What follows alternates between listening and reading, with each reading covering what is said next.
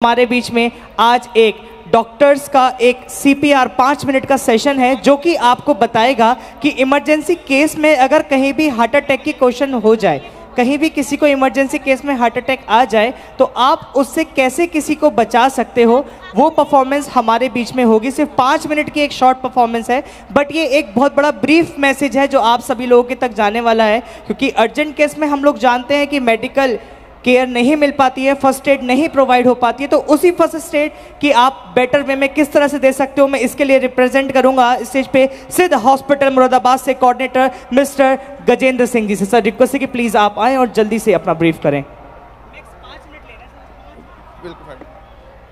ये थोड़ी सी ही देर में आपको बहुत ही इम्पोर्टेंट चीजें बताने वाले हैं, प्लीज उनका ध्यान दें।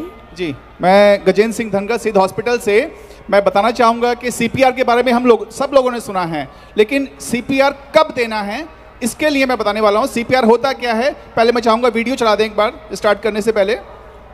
प्लीज़ इसको हटाओ, इसको साइड रखो यार, इसको उधर लिया, रखो वहाँ, उधर लिया, अरे उधर लिया ना, उधर इसे उठा।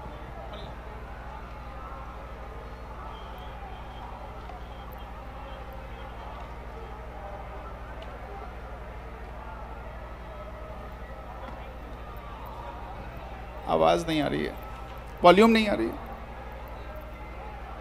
वॉल्यूम खोल दीजिए, वॉल्यूम।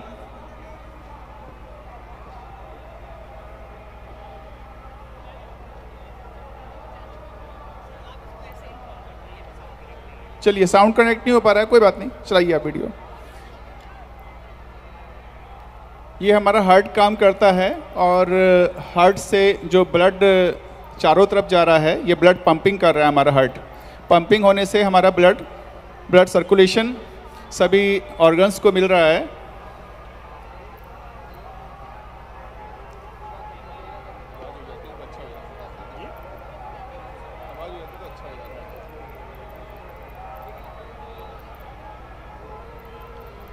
कार्डियोपल्मोनरी रेस्पिरेशन, सीपीआर की फुल फॉर्म। ये सीपीआर आर्टिफिशियल पंपिंग है जो हम लोग करते हैं कार्डियक अरेस्ट आने पे।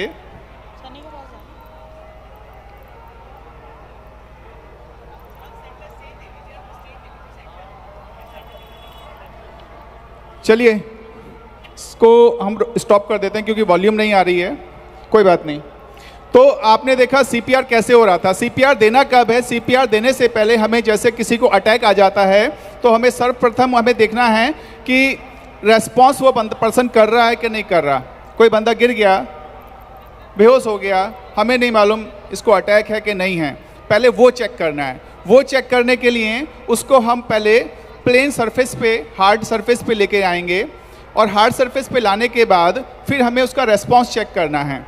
रेस्पॉन्स चेक करने के बाद हमने देखा, डमी ले आओ, हमने देखा, यहीं रखो इधर सामने, हमने रेस्पॉन्स चेक किया, हाँ भाई साहब रेस्पॉन्स है कि नहीं है। यदि रेस्पॉन्स नहीं आ रहा है उसमें, रेस्पॉन्स अगर हम जानते हैं, नोन है हमारा, तो भाई साहब क्या नाम है, राम सिंह, श्याम सिंह, समथिंग जो भी है।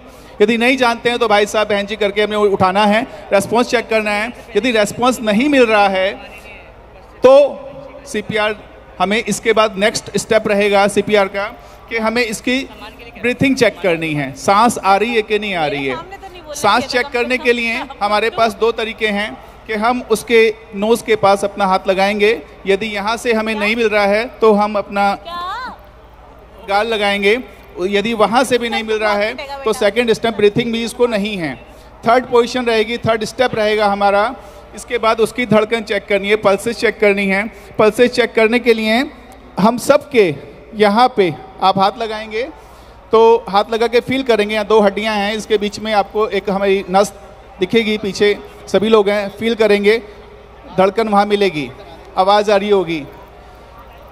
उसको सुनने के बाद यदि वो है तो सीपीआर नहीं देना है। यदि तीनों चीज़ नेगेटिव हो गई, यानी कि रेस्पॉन्स नेगेटिव है और इसके बाद उसकी पल्स भी नेगेटिव है, ब्रीथिंग भी नेगेटिव है, तीनों चीज़ नेगेटिव हैं, अब हमें सीपीआर देना है। ये मैंने तीनों बार बार इसको रिवाइज कर रहा हूँ कि यदि तीनों चीज़ नेगेटिव है तो ही सीपीआर देना है, यदि नेगेटिव नहीं है तो सीपीआर नहीं देना है, आवश्यकता नहीं है सीपीआर देने की। अब जब देखा कि तीनों चीज़ नेगेटिव आ गई तो हमें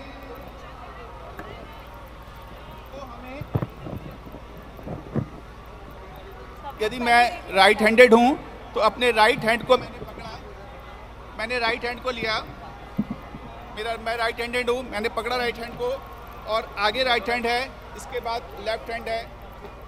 कोई लेफ्ट हैंडेड है तो लेफ्ट को पकड़ेगा, राइट हैंडेड राइट को पकड़ेगा। मेरा राइट हैंडेड, मैंने राइट को पकड़ा और मैंने उसके चेस्ट के बिल्कुल सेंटर में, यानी दोनों निपल्स के बीच में मैंने अपना हाथ रखा और दबाया।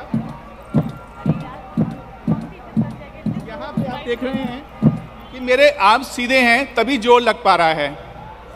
क्लियर? मेरे आर्म सीधे हैं। ये हमें लगभग 100 से 120 बार करना है with in a minute. 1 minute में 100 से 120 बार।